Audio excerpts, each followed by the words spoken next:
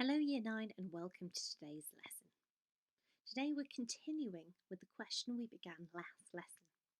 How did Hitler keep control in Nazi Germany? Last lesson we talked about the analogy of a carrot and stick. A carrot is a persuasion method used to persuade the Nazis, the German people, to support the Nazis. A stick method is a method of force. How do you make it so that German people are so afraid of you they won't disobey you? Can you think of an example of each?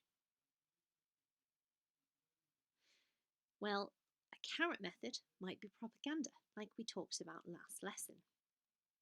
Today we're going to be focusing on the stick method, the use of force. We're going to explain how the Nazis used terror to maintain control. Let's start off with some definitions of key terms. Firstly, today we're going to be talking about terror tactics. Now, by terror tactics, I mean methods used to scare people into doing what you want. That's our new key term. Last lesson we talked about propaganda, which is when the media is trying to persuade you to think or do something, and censorship, when you are stopping people from writing or broadcasting something you don't want them to hear.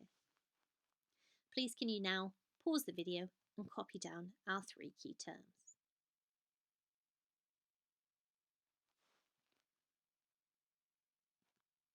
So let's focus a bit more on terror tactics. How did Hitler use these to keep control of Germany? Well, I'm going to put this image up because this is quite a nice summary of 4 of the key things he did. Let's start off at the top right hand corner. Here we have an image of the infamous SS. Now, the SS were the elite of the Nazi police. They were an element of the Nazi army, and they were known as the SS or the Schlussstaffel. That's their name in full. Now, they were the elite. You had to be a pure Aryan, a pure German, in order to be part of the SS. Now, you had to prove that you were fully German all the way back into the 18th century. It was led by Heinrich Himmler, who you may have heard of, and the SS were the people who ran the concentration camps. They had lots of other jobs as well, but that's what they're most known for. Now, the concentration camps brings us onto the bottom left-hand corner there. That is an image of Sachsenhausen concentration camp, the gates there. Now, we probably have an image of concentration camps in our mind from popular TV programmes and books or films like The Boy in Striped Pyjamas. Now, I want to just clarify your understanding of a concentration camp. Sometimes they can be equated with death camps, but they're not the same thing. Concentration camps were set up in 1933, and essentially they're prisons for political opponents of the Nazis, a way of shutting up people who didn't agree with Nazi ideas. This meant they were therefore full of people such as communists or trade union leaders, not necessarily Jewish people. Death camps, which are set up from 1942 during World War II, have a different role. Concentration camps are there to shut up opposition. Death camps are there to eradicate races that the Nazis believed were unworthy of life. So we can see in this image, it says the famous words in front of the concentration camp: work makes you free. Now, concentration camps were miserable places. They were cruel prisons in which you were largely starved, abused, and they were used as a way to terrorise you into no longer speaking out against the Nazi Party. You didn't necessarily go there forever. You might do a stint in a concentration camp and then be released, or you might have a longer term sentence. In the top left-hand corner, we have a picture of the Gestapo.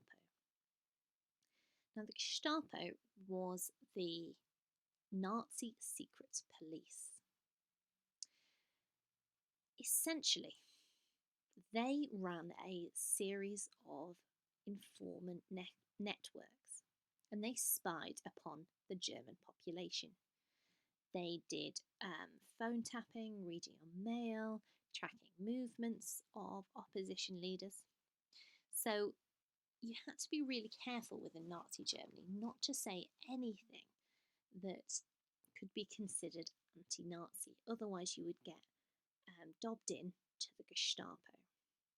Now, the Gestapo acted outside the law, so if you were denounced by someone, you could easily be arrested by them and end up in the concentration camps.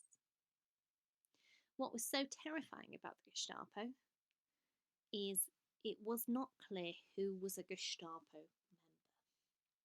They seemed to be all-seeing, all-knowing.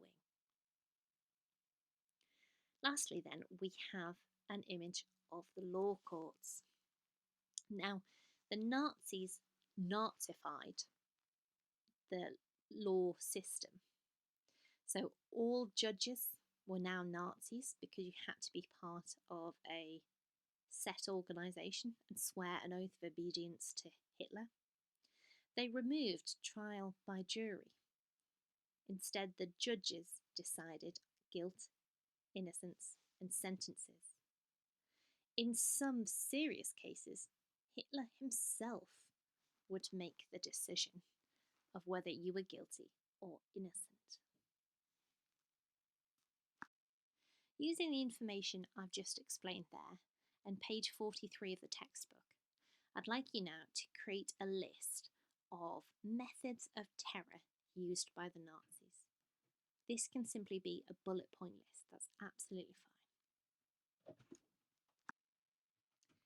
Some of the terror tactics mentioned in page 43, including beating up opponents, arresting known political opponents, sending them to prison or concentration camps, the SS, the Gestapo, the network of spies, the block wardens.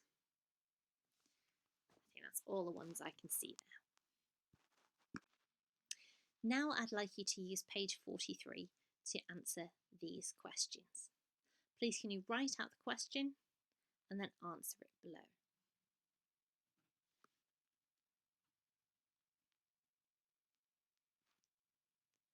Now I'd like you to download the worksheet from Show My Homework.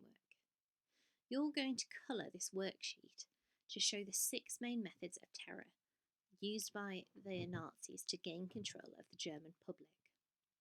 So all of the different groups are at the top of the worksheet, and you just need to colour code each box to show which one it relates to.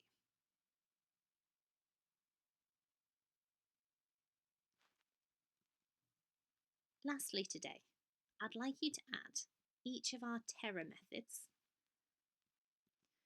onto the spectrum you can see below, going from the most effective to the least effective.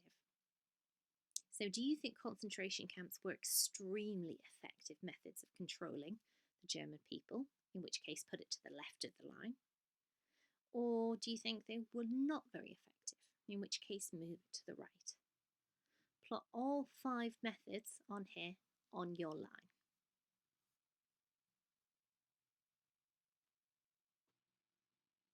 So what do you think would be a more effective way of maintaining control in Nazi Germany?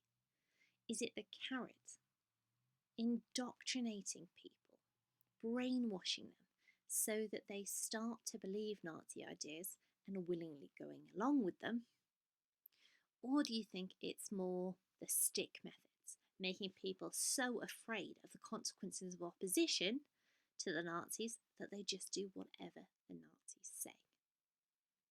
Please can you write a paragraph to explain if you think persuasion or force are more effective in controlling a population?